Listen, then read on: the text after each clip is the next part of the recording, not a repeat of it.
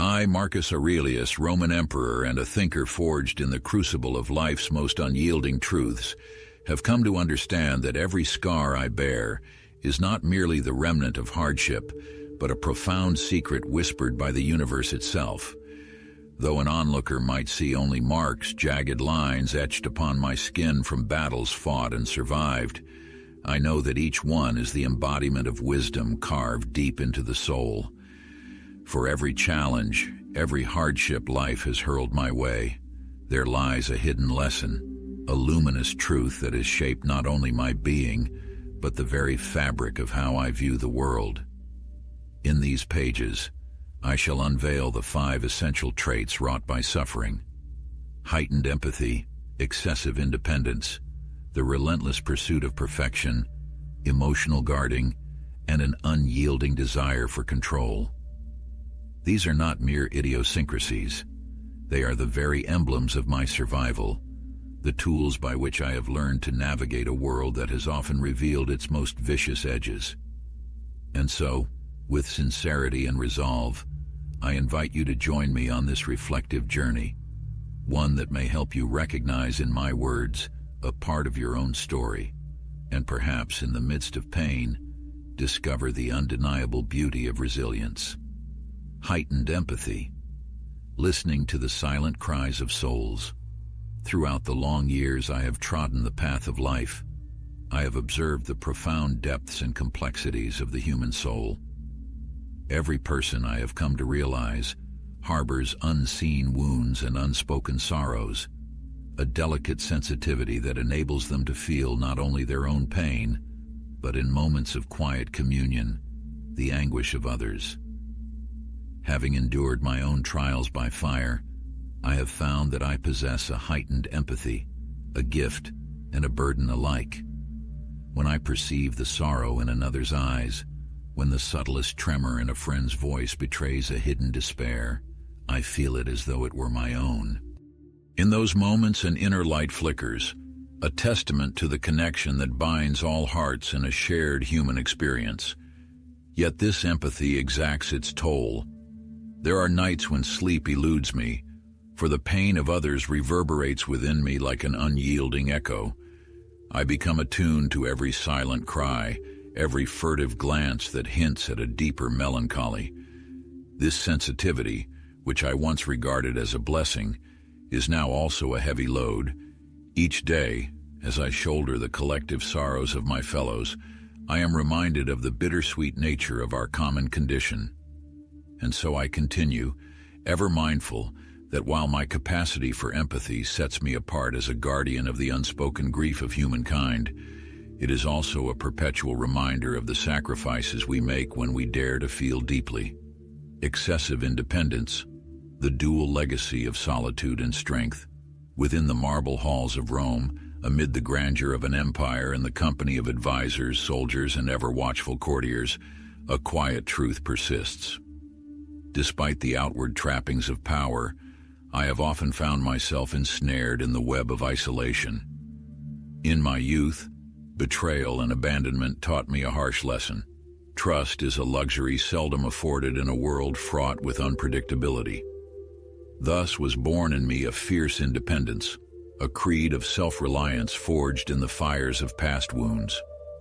I resolved early on that I would depend only upon myself, for the assurance of external aid had proven too fragile a hope to risk. This hyper-independence, though it has built an impregnable fortress around my inner being, has also rendered me solitary in the most profound sense.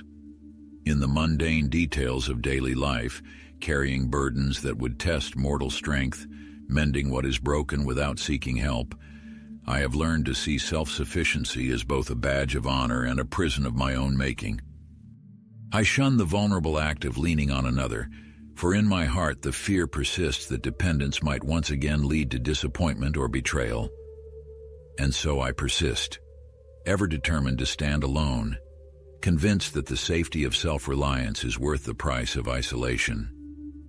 Yet in the quiet recesses of my mind I wonder, could the strength of my soul be enriched by sharing the load, by opening the gates of my inner fortress, even if only for a moment? the relentless pursuit of perfection. The double-edged quest for the ideal. From my earliest days, life has presented me with the dual promise of order and chaos, a call to excel in a world that seems to demand flawlessness. On the surface, my tireless drive appears as a testament to discipline and dedication. Yet within me, the pursuit of perfection has become an endless, almost obsessive endeavor, a way to silence that insidious voice whispering, "You are not enough." I have labored over every detail, reworking my words and actions until they align with an impossible ideal, all in the hope that, once perfected, I might finally dispel the lingering doubts of my worth. In truth, this quest is less about achieving a state of flawlessness than about warding off the paralyzing fear of failure. I learned, perhaps in the cruel early days of life, that love and acceptance must be earned, that one's value is perpetually conditional. Thus, I set out to prove myself, to strive relentlessly until every misstep was erased by an impeccable performance. And yet, with each victory, the elusive perfection continued to evade me, a perpetually moving target that left my heart perpetually restless. This pursuit, while a source of strength in moments of crisis, has also wrought invisible wounds within me, wounds that remind me that the true beauty of existence lies not in flawless achievement but in the acceptance of one's intrinsic imperfect humanity. Emotional guarding. The walls we build to protect the inner sanctum. In the many years I have weathered the storms of fate, I have learned that vulnerability is a luxury often too dear to risk.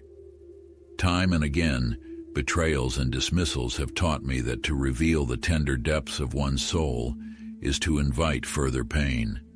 And so, to shield my heart from the caprices of an uncaring world, I have erected towering walls of emotional guarding. I have mastered the art of smiling through the pain, of deflecting probing questions, and carefully steering conversations away from the raw corners of my inner life. This protective mechanism, though it has saved me from untold heartache, has also walled me off from the warmth of genuine connection. Each time I retreat behind these barriers, I deny not only the cruelty of others but also the possibility of true intimacy, the kind of openness that allows another to see the fragile, authentic self beneath the armor. In the silent hours of dawn, as I find myself alone with my thoughts, I feel the weight of these self-imposed fortifications.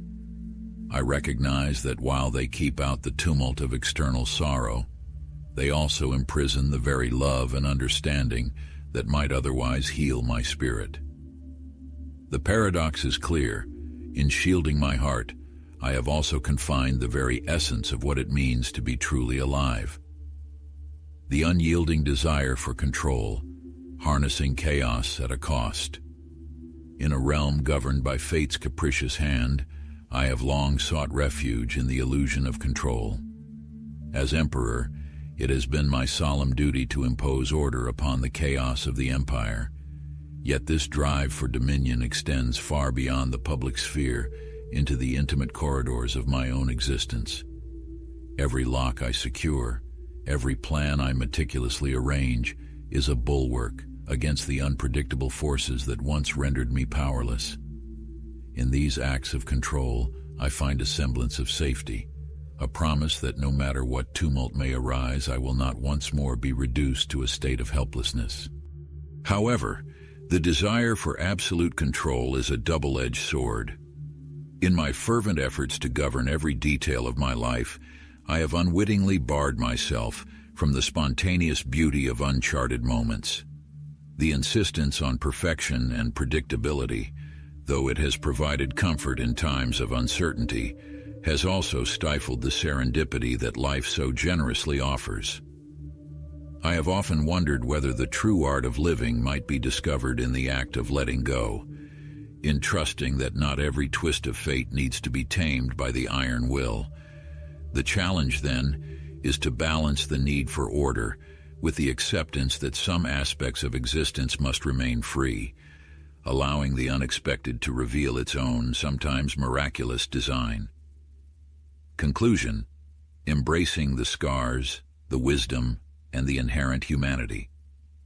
Now, as I lay bare the 5 hallmarks of a life tempered by suffering, heightened empathy, excessive independence, the pursuit of perfection, emotional guarding, and an unyielding desire for control, I do not present them as defects, but as the very emblems of a soul that has endured the crucible of life.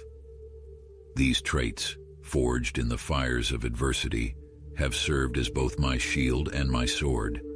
They have enabled me to withstand the fiercest storms, while also teaching me that even the strongest armors, when carried too long, can weigh the spirit down. I have come to understand that every scar, every mark of past battles, is not a sign of brokenness, but a testament to survival, a chronicle of each hardship that has ultimately led to growth. Though these defenses have protected me from further harm, I now realize that they have also distanced me from the full spectrum of human connection. What if, in a moment of true liberation, I were to let these barriers crumble? What if I allowed someone to see the very scars I have long concealed, and in doing so, discovered that there is strength in vulnerability? For I have learned that our most profound triumph is not in the perfection of our outward appearance or in the meticulous control we exert over life's myriad uncertainties, but in the courage to reveal our inner truth, to stand before the world as we are, unadorned and unashamed. True wisdom lies in embracing both the light and the shadow, the beauty and the imperfection that define our existence. It is in this delicate balance that we find the essence of our humanity, a truth as eternal as the cosmos itself. So, as I reflect upon the scars that mark my journey, I remind myself, and I urge you, dear reader, that our suffering does not render us broken. Instead, it molds us into beings of deep resilience and tenderness, capable of both fierce defiance and gentle compassion. Each trait I have described is but a facet of the complex tapestry of life, a tapestry woven with threads of pain and hope, loss and love. And in recognizing these threads, we may come to understand that even amid life's relentless trials, there exists an undeniable beauty, a promise of renewal waiting to be embraced.